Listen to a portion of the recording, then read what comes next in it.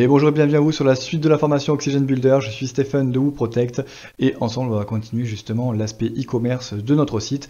Donc là dans la vidéo précédente on avait vu justement comment extirper notre petit panier d'ici et l'ajouter donc du coup en nouvelle icône en bas à droite. Et là maintenant tout simplement on va bosser un petit peu plus sur notre page panier.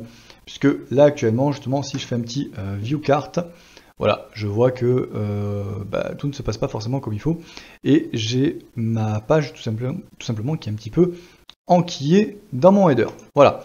Alors pour ça, soit directement je peux faire ici modifier la page, ou alors dans ces cas-là, je peux aller dans mon back-office, etc., etc. Voilà. Alors là pour le coup, j'ai ma page panier et je vais venir directement l'éditer. Voilà. Alors c'est pas grave s'il y a toujours le shortcode ici. Concrètement, c'est mes modifications oxygène qui vont primer par rapport au reste. Voilà, donc une fois que j'arrive ici, là justement, je vais pouvoir tout simplement personnaliser entièrement ma page panier. Alors, soit, bon, rajouter comme d'habitude, hop là, notre petit bandeau. Voilà, même sans la page panier, forcément. Cette fois-ci, je vais même enlever mon header. Enfin, voilà, il va rester comme ça. Tac, je vais revenir au niveau du front. Oui, sinon, ouais, ça le fait, j'aime bien. Ok, donc voilà.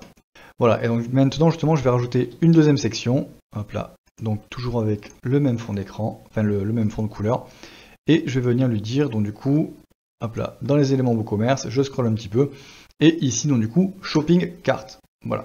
Donc là, directement, j'ai mon bloc complet, donc avec la prévisualisation des éléments, mais également justement mon sous-total, mon expédition, etc., etc., et mon petit valider la commande. Voilà. Et l'avantage de pouvoir personnaliser la page comme ça, c'est que tout simplement, si je veux encore une fois en dessous mettre par exemple un bandeau de promotion ou remettre des produits ou mettre quoi que ce soit justement, donc soit pour faire de l'upsell, soit justement pour faire par exemple de la promotion de logements justement par rapport ici à des chalets, une location de chalet par exemple, je vais complètement pouvoir, même au niveau d'une page panier. Voilà. Après justement pour la question de la personnalisation, donc bien évidemment vous allez avoir accès ici donc à toute la personnalisation, mais si justement il y a certaines choses là actuellement que vous voyez sur mon écran qui n'est pas forcément de la bonne couleur, c'est que tout simplement ici au niveau des settings et au niveau des globales, voilà, là par exemple au niveau des liens, voilà, ils sont toujours de l'ancienne couleur, etc. Voilà. Donc au niveau des couleurs ici, si vous pour le coup vous avez suivi mes conseils du début de la formation, vous avez directement mis avec votre bonne charte graphique. Voilà. À partir de ce moment-là, donc du coup, j'enregistre, je me rends du coup de nouveau au niveau de mon front-end.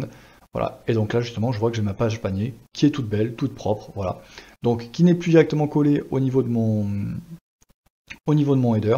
Donc voilà. Et donc à partir de ce moment-là, justement, je vais pouvoir donc calculer les frais d'expédition. Voilà, les mettre à jour, faire ce que je veux et valider la commande. Voilà.